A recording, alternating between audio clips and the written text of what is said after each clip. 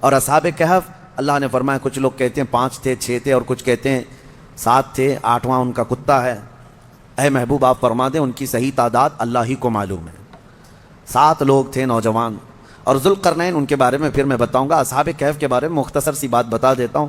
ایک بادشاہ تھا دقیانوس، وہ بادشاہ مرتد اس طرح کہ وہ آخرت کا بھی انکار کر رہا تھا اور وہ اپنا ایک الگ دھرم چلا رہا تھا۔ عیسیٰ علیہ السلام کا دین پرانا ہو گیا، یعنی عیسیٰ علیہ السلام کے دین میں ہی یہ چیزیں ہو رہی تھی، تو وہ اس زمانے میں سب لوگ بت پرستی میں اور خدا کے انکار میں مبتلا تھے۔ تو 6-7 لوگ ایسے تھے جو بادشاہ کے سپاہیوں میں تھے یا وزیروں میں تھے یا الگ الگ تھے۔ یہ لوگ پوشیدہ طور پر اللہ ہی کی ذات پر یقین رکھتے تھے، ایمان رکھتے تھے، لیکن یہ ظاہر نہیں کر رہے تھے کہ ان کے بادشاہ مار ڈالے گا۔ لیکن کب تک اس طرح چھپ کر کے رہیں؟ تو یہ 7 لوگ یا 8 لوگ جتنی ان کی تعداد تھی، ایک جگہ یہ لوگ مل لیا اور کہا کہ ہم یہ شہر چھوڑ کر بادشاہ کی سلطنت سے دور چلے جاتے ہیں تاکہ ہمیں ہمارے دین پر آسانی سے عمل کا موقع ملے۔ وہ سب بادشاہ کو چھوڑ کر کے اچانک ایک دن رات کو طے کر کے نکلے۔ راستے میں ایک کتا ان کے ساتھ ہو گیا۔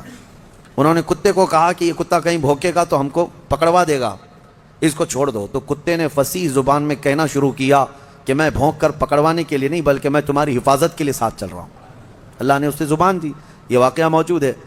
جب وہ لوگ نکلے بہت دور، آبادی سے بہت دور نکلے اور ایک غار میں جا کر کے انہوں نے آرام کی غرض سے پناہ لی، گئے اور سوئے۔ اب رب تعالیٰ فرماتے ہیں فَضَرَبْنَا عَلَىٰ آذَانِهِمْ فِي الْكَهْفِ سِنِينَ عَدَدًا، ہم نے ان پر ایک لمبے سالوں تک نیند طاری کر دی۔ وہ سوئے تو سوتے رہ گئے۔ اب ہوا یہ کہ بادشاہ کو دوسرے دن کسی نے شکایت کی کہ 7 لوگ آپ کے وزیروں میں سے سپاہیوں میں سے ایسے ہیں جو آپ کے دین پر نہیں، وہ اللہ پر ایمان رکھتے ہیں اور وہ شہر چھوڑ کر چلے گئے۔ بادشاہ نے ان کی تلاش جاری کروائی، کہاں ہیں ڈھونڈو۔ جب تلاش جاری ہوئی تو ایک چرواہے نے بتایا کہ ایک جگہ سے میں ان کو گزرتے ہوئے دیکھا، اس غار میں گئے۔ بادشاہ اپنے سپاہیوں کو حکم دیا کہ جاؤ اس غار میں دیکھو۔ دیکھا تو کچھ لوگ سوئے ہوئے تھے۔ بادشاہ نے کہا ان کی سزا یہ ہے کہ ان کے غار کے منہ پر دیوار بنا دو، ان کی قبر یہی ہو جائے، یہ باہر یہاں سے نہ نکل سکے۔ اس غار کے منہ کو دیوار چڑھا کر بند کر دیا گیا۔ یہ سزا تھی بادشاہ کی طرف سے کہ وہ میرے دین سے نکلے ہوئے لوگ ہیں۔ خیر سارے لوگ چلے گئے تو ایک چرواہے نے وہاں پر جو موجود تھا اس نے ان کی پوری تاریخ، ان کے نام لکھ دیے، یہ کون لوگ تھے، یہاں کیوں آئے تھے اور ان کے اوپر کیا سزا ہوئی۔ بات ہو گئی۔ یہ دقیانوس بادشاہ کا ظلم تھا، وہ لوگ چلے گئے۔ اب یہ لوگ سوتے رہے، قرآن میں ہے 309 سال تک سوتے رہے۔ 309 سال، اصل میں یہ 300 سال ہی ہیں، لیکن یہ جو سورج کے سال ہیں جن کو شمسی سال کہتے ہیں، جنوری، فیبروری، مارچ، اپریل، یہ شمسی سال ہیں، یہ سورج سے چلتے ہیں، اور قمری مہینے جو ہیں چاند سے چلتے ہیں، جو محرم، صفر، ربیع الاول، ربیع الاخر۔ اس میں اور اس میں فرق کیا ہوتا ہے معلوم ہے؟ ہر 100 سال پہ 3 سال کا فرق آ جاتا ہے۔ ہر 100 سال پہ 3 سال کا فرق آ جاتا ہے، یعنی اسلامی مہینے کبھی 29 کے ہوتے ہیں، کبھی 30 کے، کبھی 2 مرتبہ 29 کے ہو گئے۔ یہ جو چاند والے مہینے ہیں ہم ان کو اسلامی مہینہ کہتے ہیں، اصل یہ چاند کے مہینے، چاند ایسے چلتے ہیں۔ اور باقی جو سورج سے چل رہے ہیں شمسی مہینے، جنوری، فیبروری، یہ فکس ہیں، ان میں کوئی چاند بھی دیکھنے کی ضرورت نہیں، سورج بھی دیکھنے کی ضرورت نہیں، وہ فکس ہیں۔ تو ان سالوں کے اعتبار سے جو شمسی سال اگر 100 سال ہو گئے تو قمری جو ہے نا 103 سال ہو جائیں گے۔ اس طرح 300 سال شمسی وہ اصحاب کہف سوتے رہے، لیکن قمری مہینوں کے اعتبار سے 309 سال ہو گئے، 9 سال ایکسٹرا۔ تو 309 سال کے بعد اللہ تعالیٰ نے دوبارہ کیسے ان کو اٹھایا؟ اب روایت میں یہ ہے کہ ایک بادشاہ آیا بیدروس، وہ اچھا بادشاہ تھا، منصف تھا، عادل تھا، ایمان والا تھا۔ اس نے اپنی قوم کو ہدایت دینے کی بہت کوشش کی، سمجھا رہا تھا کہ آخرت پر ایمان لاؤ، اللہ دوبارہ موت کے بعد اٹھانے والا ہے۔ لوگ انکار کرتے تھے کہ کچھ نہیں ہوتا، مرنے کے بعد جو ہے نا جیسے جلا کر کے راکھ کر دیے، استھیاں بہا دیا گنگا میں، اب کوئی آنے والا نہیں ہے۔ یہی عقیدہ تھا اس وقت بھی تھا کہ کوئی دوبارہ اٹھائے نہیں جائے۔ عجیب بات ہے، جلا کر راکھ کر کے دریا میں بہاتے ہیں اور کہتے ہیں کہ حساب کتاب کچھ نہیں ہوگا، لیکن پرن جنم کا عقیدہ رکھتے ہیں، نہیں دوسرے جنم میں چوہا بلی ہو کے پیدا ہو سکتا ہے، کتا بھی بن کے پیدا ہو سکتا ہے۔ اچھے گن کیا تھا تو کچھ اچھا بن کے پیدا ہوگا، اب برے گن کیا تھا تو دوسرے جنم میں پتہ نہیں کیا بن کے پیدا ہوگا۔ اب یہ جتنے حکومت میں بیٹھے ہم دیکھتے ہیں کیا بن کے پیدا ہوں گے ان کے حساب سے۔ ہمارا عقیدہ تو نہیں ہے، ہمارے ہاں ایک بار موت کے بعد دوبارہ قیامت کے دن ہی اٹھایا جائے گا، قیامت کے دن ہی دوبارہ اٹھایا جائے گا۔ اس کا انکار کر رہے تھے لوگ کہ دوبارہ اٹھایا نہیں جائے گا۔ تو بیدروس بادشاہ اللہ کی بارگاہ میں دعا کر رہا تھا، مولا کوئی ایسی نشانی بتا دے کہ جس نشانی کو دیکھ کر کے یہ قوم ایمان لے آئے۔ تو اس بادشاہ کی دعا پر اصحاب کہف جو 300 سال سے سو رہے تھے، اللہ نے ان کو دوبارہ اٹھایا.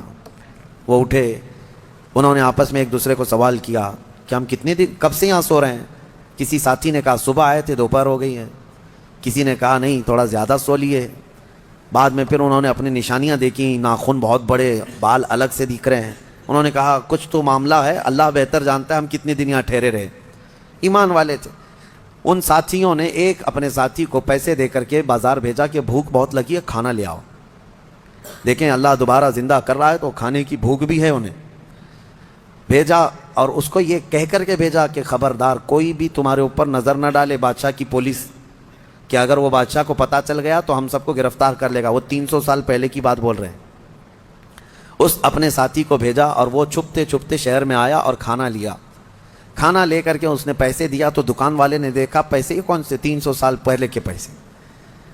ظاہر سی بات ہے حکومتیں بدلتی ہیں، سکے بدل جاتے ہیں. اس کی تو سب سے بہترین مثال ہمارے زمانے میں دیکھ لیا. آپ لوگوں کو تو یہ سب سمجھانے کی ضرورت نہیں، پرانی 500 کی نوٹ کہاں ہیں، 1000 کی نوٹ کہاں ہیں. حکومتیں جب چاہیں ڈی مونیٹائزیشن کرتی رہتی ہیں.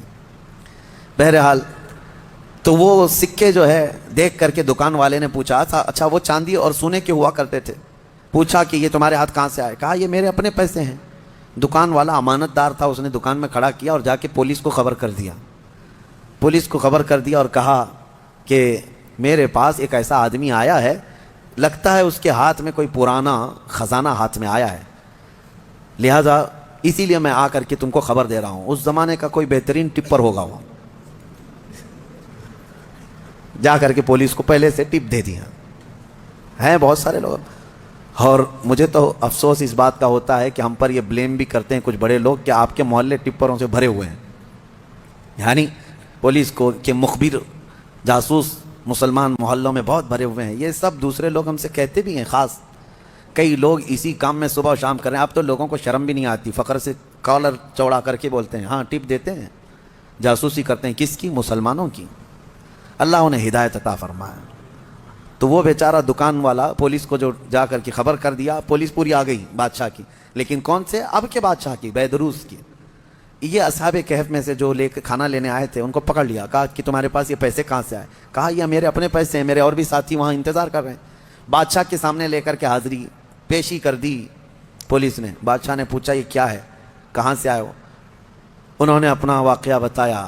اس کرسی پر آپ تو نہیں، کوئی اور تھا. یہاں ہم جب گئے تھے کوئی اور تھا، اب آپ آئے ہمیں معلوم نہیں ہے. ہم یہاں سے اپنا ایمان بچا کر گئے تھے، ہم سوئے غار میں اور بھوک لگی تو کھانے کے لیے آئے. بیدروس کو معلوم تھا کہ ایک دقیانوس بادشاہ کے ظلم سے کچھ لوگ شہر چھوڑ کر گئے تھے اور ان کے غار پر دیوار بنا کر ان کی قبر بنا دی گئی تھی. جیسے ہی بیدروس کو یہ پتا چلا کہ ان میں سے کوئی آیا ہے، کرسی چھوڑ کر اٹھا اور کہا لے چلو مجھے تمہارے ساتھیوں کے پاس. بادشاہ اپنی فوج کے ساتھ نکل پڑا اس غار کے پاس جہاں یہ لوگ سوئے تھے. اب غار میں موجود دوسرے ساتھیوں نے دیکھا تو کہنے پکڑا گیا ہمارا ساتھی، دیکھو پوری پولیس کے ساتھ آ رہا ہے. لیکن جب بادشاہ آیا دیکھا ان اصحاب کہف کو، دیوار پر ان کی پوری تاریخ بھی موجود ہے اور یہ زندہ سلامت بیٹھے ہوئے ہیں. سارے بادشاہ کے ساتھ پوری قوم جتنی تھی سب کے سب اللہ کی بارگاہ میں سجدے میں گر گئے کہ ہم ایمان لاتے ہیں مولا تو قادر مطلق ہے. 300 سال کی نیند کے بعد کسی بھی انسان کو جب اٹھا سکتا ہے تو مرے ہوئے راکھ میں گئے ہوئے انسان کو بھی اٹھانے پر اللہ تو قدرت رکھتا ہے.